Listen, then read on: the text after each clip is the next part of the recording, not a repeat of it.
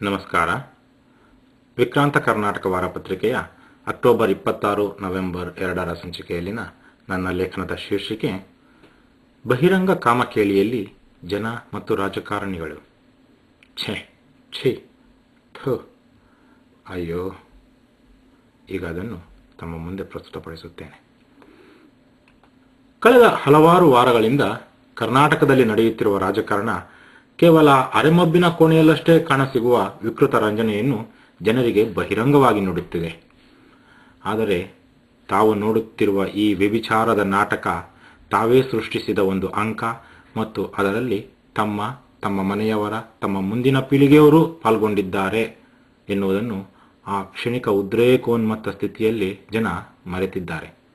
ಯಾವ ಪಕ್ಷಕ್ಕೂ ಬಹುಮತ ನೀಡದೆ ನೀನು ನಮ್ಮ ರಾಜ್ಯದ ಮುಖ್ಯಮಂತ್ರಿಯಾಗಲು ಯೋಗ್ಯ ಎಂಬ ಸಂದೇಶವನ್ನು ಜನ ಯಾವೊಬ್ಬನಿಗೂ ನೀಡದೇ ಇದ್ದಾಗ ಕರ್ನಾಟಕದ ಎಲ್ಲಾ ನಾಚಿಕೆಗೆಟ್ಟ ರಾಜಕಾರಣಿಗಳೆಲ್ಲ ತಾನೇ ಮುಖ್ಯಮಂತ್ರಿಯಾಗಲು ಯೋಗ್ಯ ಅಂತ ಮುಂದೆ ಬಂದ್ಬಿಟ್ರು. ಇಂತಹ ಬಹುಮತವಿಲ್ಲದ ಸ್ಥಿತಿಯಲ್ಲಿ ಮಂತ್ರಿಯೋ ಮುಖ್ಯಮಂತ್ರಿಯೋ ಆಗುವಾಗ ಇರಬೇಕಾದ ಕನಿಷ್ಠ ನಾಚಿಕೆಯೂ ಇಲ್ಲದೆ ಈ ಭಂಡರು ಎಗ್ಗು ಸಿಗ್ಗಿಲ್ಲದೆ ಅದಕ್ಕೆ ಜನಾಭಿಪ್ರಾಯ ಸಿದ್ಧಾಂತ ಅಂತೆಲ್ಲ ಘೋಷಿಸಿಬಿಟ್ರು. ಜನ ಸುಮ್ಮನೆ ನೋಡುತ್ತಾ ನಿಂತರು.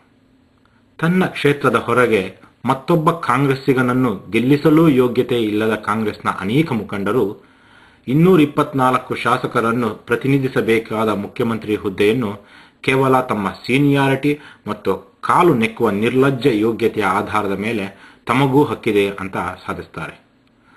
ಪಕ್ಷವಾರು ಲೆಕ್ಕಾಚಾರದಲ್ಲಿ ಜೆಡಿಎಸ್ ಶಾಸನಸಭೆಯಲ್ಲಿ 3ನೇ ಸ್ಥಾನದಲ್ಲಿದ್ದರೂ ಅದರ ನಾಯಕನಿಗೆ ತಾನೇ ಮುಖ್ಯಮಂತ್ರಿ ಆಗಬೇಕು. ತನ್ನ ಪಕ್ಷ ಮೊದಲೆರಡು ಸ್ಥಾನದಲ್ಲಿ ಇಲ್ಲದಿದ್ದರೂ ಅವರ ಪ್ರಕಾರ ತನ್ನನ್ನು ಮುಖ್ಯಮಂತ್ರಿ ಮಾಡದ ಜನ ಮತ್ತು ಪಕ್ಷ ವಿಶ್ವಾಸದ್ರೋಹಿಗಳು. ಪಕ್ಷ ಬಿಟ್ಟ ಅವರಿಗೆ ಹಿಂದೆ ಹೋಗಿದ್ದು ಕೇವಲ 7 ಜನ ಮಾತ್ರ.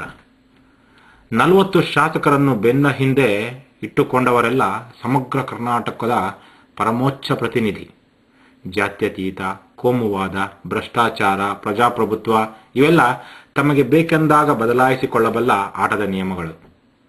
ಕಾಮಾತುರದಲ್ಲಿ ಮೂತಿ ಮುಖ ನೋಡದೆ ಸಂಘ ಮಾಡಿಬಿಟ್ಟು ತೀಟೆ ತಿರಿದ ನಂತರ ಅಯ್ಯೋ ನೀನು ಕುಂಕುಮ ಇಟ್ಟುಕೊಂಡ ಹೊಲಸು ಅಂತ ಗೊತ್ತೇ ಇರಲಿಲ್ಲ ಅಂತ ಹೇಳುವ ಸಮಯ ಸಾಧಕರೆಲ್ಲ ಹಿಂದಿನ 60 ವರ್ಷಗಳಲ್ಲಿ ಯಾರೂ ಮಾಡಿರದಷ್ಟು ಕೆಲಸ ಮಾಡಿರುವ ಮಹಾನ್ ಸಾಧಕರು.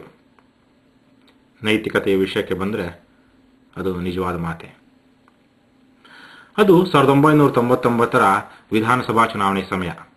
ತಾನೇ ಮುಂದಿನ ಮುಖ್ಯಮಂತ್ರಿ ಎಂದು ಬಿಜೆಪಿಯ ಆ ಕುಂಕುಮಧಾರಿ ರಾಜ್ಯದಲ್ಲೆಲ್ಲ ತಮ್ಮನ್ನು ಬಿಂಬಿಸಿಕೊಂಡು ಬಂದರು. ವಿಶೇಷವಾದ ಸೂಟುಗಳನ್ನು ಸಹ ಹೋಲಿಸಿಕೊಂಡು ಬಿಟ್ಟಿದ್ದಾರೆ ಅಂತ ಪುಕಾರಿದ್ದಾಗ ನೋಡಿದರೆ ಅವರ ಕ್ಷೇತ್ರದ ಜನರೇ ಆ ಬಾರಿ ಅವರನ್ನು ಶಾಸಕರನ್ನಾಗಿ ಮಾಡಲಿಲ್ಲ. ಅವರ ಪಕ್ಷಕ್ಕೆ ಸಿಕ್ಕಿದ್ದು ಕೇವಲ 44 ಸ್ಥಾನಗಳು. ಮೊನ್ನೆ ನಡೆದ 3 ವರ್ಷದ ಹಿಂದೆ ನಡೆದ 2004ರ ಚುನಾವಣೆಯಲ್ಲಿ ಅವರ ಪಕ್ಷಕ್ಕೆ ಮೊದಲ ಸ್ಥಾನವೇನೋ ಬಂತು. ಆದರೆ ಅದು ಕೇವಲ 3ನೇ 1 ಭಾಗದಷ್ಟು ಸ್ಥಾನಗಳು ಮಾತ್ರ. ಮುಖ್ಯಮಂತ್ರಿ ಸ್ಥಾನ ಬೇಡ, ಕೊನೆಗೆ ಮಂತ್ರಿ ಸ್ಥಾನ ಕೊಟ್ಟರು ಪರವಾಗಿಲ್ಲ, ನಿಮ್ಮ ಪಕ್ಷಕ್ಕೆ ಬಂದ್ಬಿಡ್ತೀನಿ ಅಂತ ಕೇವಲ 20-25 ತಿಂಗಳ ಹಿಂದಷ್ಟೇ ಕಾಂಗ್ರೆಸ್ ಮತ್ತು ಜನತಾದಳಗಳೆರಡರ ಕಾಲಿಗೂ ಬಿದ್ದಿದ್ರು. ಈಗಲೂ ವಂಚನೆ, ವಚನ ಭ್ರಷ್ಟತೆ ಅಂತೆಲ್ಲ ಹಾರಾಡುತ್ತಾ ತುಮಕೂರಿನಲ್ಲಿ ಭೀಕರ ಭಾಷಣ ಬಿಗಲು ಕುಳಿತಿದ್ರು.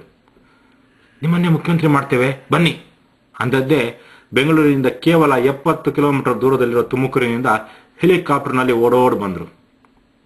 ತಮ್ಮ ನಾಲಿಗೆಯಿಂದ ಹೊರಳಿದ ವಾಕ್ಯವನ್ನು ಕೇಳಿರುವ ಲಕ್ಷಾಂತರ ಜನರಿಗೆ ನನ್ನ ಮಾತನ್ನು ಮಾಧ್ಯಮದವರು ತಿರುಚಿದ್ದಾರೆ, ನಾನು ಹಾಗೆ ಹೇಳಿಯೇ ಇಲ್ಲ ಎನ್ನುವವರಿಗೆಲ್ಲ ಇನ್ನೊಬ್ಬರ ವಚನ ಭ್ರಷ್ಟತೆಯ ಬಗ್ಗೆ, ವಿಶ್ವಾಸದ್ರೋಹದ ಬಗ್ಗೆ ಮಾತನಾಡುವಷ್ಟು ನಿರ್ಲಜ್ಜತೆ, ಅಹಂಕಾರ, ನೈತಿಕ ಹಕ್ಕು. ಕ್ಷುದ್ರಮತಿಗಳ ಮತೀಯ ಸಂಘರ್ಷವನ್ನು ತಮ್ಮ ರಾಜಕಾರಣಕ್ಕೆ ಉಪಯೋಗಿಸುವ ಧರ್ಮಭ್ರಷ್ಟ ಪಕ್ಷದ ಬಗ್ಗೆ ಇನ್ನೊಂದು ಮಾತು. ಜನಾರ್ದನ ರೆಡ್ಡಿಯನ್ನು ಅಮಾನತು ಮಾಡಿದ್ದೇವೆ ಅನ್ನುತ್ತಾರೆ. ಮೊನ್ನೆಯ ಸ್ಥಳೀಯ ಸಂಸ್ಥೆ ಚುನಾವಣೆಯಲ್ಲಿ ಬಳ್ಳಾರಿಯಲ್ಲಿ ಪಕ್ಷದ ಮುಖಂಡತ್ವ ರೆಡ್ಡಿಯದೆ. ತನ್ನ ವ್ಯಭಿಚಾರದಿಂದಾಗಿ ಟಿವಿ ನೋಡುವ ಕನ್ನಡ ನಾಡಿನ ಚಿಕ್ಕ ಮಕ್ಕಳಿಗೂ ತಾನು ನಟಿಸಿರುವ ಬ್ಲೂ ಫಿಲಂ ಚಿತ್ರಗಳನ್ನು ತೋರಿಸಿದ ರೇಣುಕಾಚಾರ್ಯ ಎಂಬ ಕಾಮುಕಾಚಾರ್ಯರನ್ನು ತಮ್ಮ ಧಾರ್ಮಿಕ ಪಕ್ಷದಿಂದ ಅಮಾನತು ಮಾಡಿದ್ದೇವೆ ಅಂದಿದ್ರು. ಆದರೆ ವಾರದ ಹಿಂದೆ ಅಧಿಕಾರದಾಹಿ ಯಡಿಯೂರಪ್ಪ ನಿಮಿಷಕ್ಕೊಂದು ಮಾತು ಹೇಳುತ್ತಾ ಟಿವಿಯವರ ಮುಂದೆ ಕಾಣಿಸಿಕೊಳ್ಳುತ್ತಿದ್ದಾಗ ಪ್ರತಿ ಸಲವೂ ಅವರ ಹಿಂದೆ ಬಾಡಿಗಾರ್ಡ್ ತರಹ ಕಾಣಿಸಿಕೊಳ್ಳುತ್ತಿದ್ದದ್ದು ಅದೇ ರೇಣುಕಾಚಾರ್ಯ.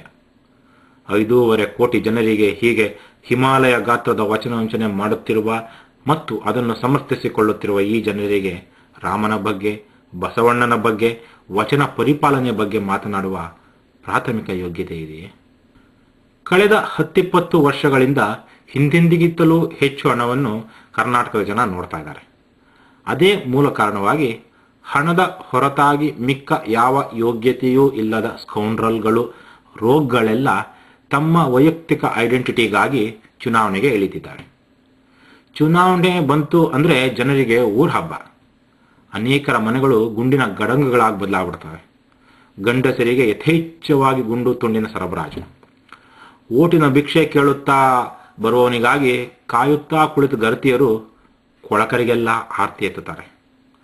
ತಟ್ಟೆಯಲ್ಲಿ ಅವನು ಹಾಕಿದ ನೋಟು 100 ರೂಪಾಯಿದೋ 500 ರೂಪಾಯಿದೋ ಅನ್ನೋ ಚಿಂತೆ ಈ ನಾರಿಮಣಿಯರಿಗೆ.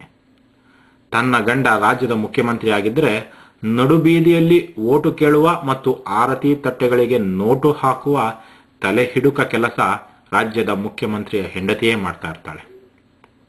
ಸುಮಾರು 40 ವರ್ಷದ ಹಿಂದೆ ಆಗಿದ್ದಿದ್ದು. ನನ್ನೂರಿನ ಆ ಹಿರಿಯರು ಸ್ವಾತಂತ್ರ್ಯದ ಸಮಯದಲ್ಲೇ ಕ್ರಿಯಾಶೀಲರಾಗಿದ್ದರು. ತಮ್ಮ 30ರ ವಯಸ್ಸಿಗೆಲ್ಲ ನಮ್ಮ ತಾಲೂಕಿನಲ್ಲಿ ಹೆಸರುವಾಸಿಯಾಗಿದ್ದರು. ಅವರಿಗೆ ಕೊಡಬೇಕಾಗಿದ್ದ MLA ಸೀಟನ್ನ ಕಾಂಗ್ರೆಸ್ ಪಕ್ಷ ಪಕ್ಕದ ರಾಜ್ಯದ ಮುಖ್ಯಮಂತ್ರಿಯ ಅಳಿಯನಿಗೆ ಕೊಟ್ಟುಬಿಡ್ತು. ಇವರು ಪಕ್ಷೇತರರಾಗಿ ನಿಂತರು. ಜಿದ್ದಾಜಿದ್ದಿಯ ಚುನಾವಣೆಯಂತೆ ಅದು. ಕಾಂಗ್ರೆಸ್ನಿಂದ ಏನನ್ನು ನಿಲ್ಲಿಸಿದರೂ ಗೆಲ್ಲುತ್ತಿದ್ದ ಆ ಸಮಯದಲ್ಲಿ ಇವರು ಕಾಂಗ್ರೆಸ್ಗೆ ಸೋತಿದ್ದು ಕೇವಲ 3 ಅಂಕಿಯ ಮತಗಳ ಅಂತರದಿಂದ. ಆಗ ಗೆದ್ದ ಅಭ್ಯರ್ಥಿ ನನ್ನ ಕ್ಷೇತ್ರದ ಜನರನ್ನು ಕುರಿತು ಒಂದು ಮಾತು ಹೇಳಿದಂತೆ, ಈ ಕ್ಷೇತ್ರದವರು ದುಡ್ಡು ಕೊಟ್ಟರೆ ಹೆಂಡತಿಯನ್ನು ಬೇಕಾದರೂ ಬಿಟ್ಟುಕೊಟ್ಬಿಡ್ತಾರೆ. 10 ತಿಂಗಳ ಹಿಂದೆ ಕರ್ನಾಟಕದಲ್ಲಿ ಒಂದು ಶಾಸಕ ಸ್ಥಾನಕ್ಕೆ ಚುನಾವಣೆ ಆಯಿತು. ಮೈಸೂರಿನ ಚಾಮುಂಡೇಶ್ವರಿ ಕ್ಷೇತ್ರ ಅದು. ಸಿದ್ದರಾಮಯ್ಯ ಹಲವಾರು ವರ್ಷಗಳಿಂದ ರಾಜಕೀಯದಲ್ಲಿರುವವರು. ಶುರುವಿನಲ್ಲಿ ಅವರದು ಹೋರಾಟದ ರಾಜಕೀಯವೇ. ಮಂತ್ರಿಯಾಗಿ ಹಲವಾರು ವರ್ಷ ಕಾಲ ಸೇವೆಯನ್ನೂ ಸಲ್ಲಿಸಿದ್ದಾರೆ. 1 ವರ್ಷಕ್ಕೂ ಹೆಚ್ಚಿನ ಕಾಲ ಉಪಮುಖ್ಯಮಂತ್ರಿ ಆಗಿದ್ದವರು. ಕರ್ನಾಟಕದ ಶಾಸನಸಭೆಯಲ್ಲಿ ಇವರಿಗಿಂತ ನೀಚರು, ಭ್ರಷ್ಟರು, ದುಷ್ಟರು, ಅವಿವೇಕಿಗಳು, ಅಜ್ಞಾನಿಗಳು, ಅನರ್ಹರು ಶಾಸಕರಾಗಿರುವಾಗ ಇವರೂ ಒಬ್ಬ ಶಾಸಕರಾಗಿ ಅಲ್ಲಿದ್ರೆ ನಾಡಿಗೆ ಸ್ವಲ್ಪ ಮಟ್ಟಿಗೆ ಕ್ಷೇಮವೇ.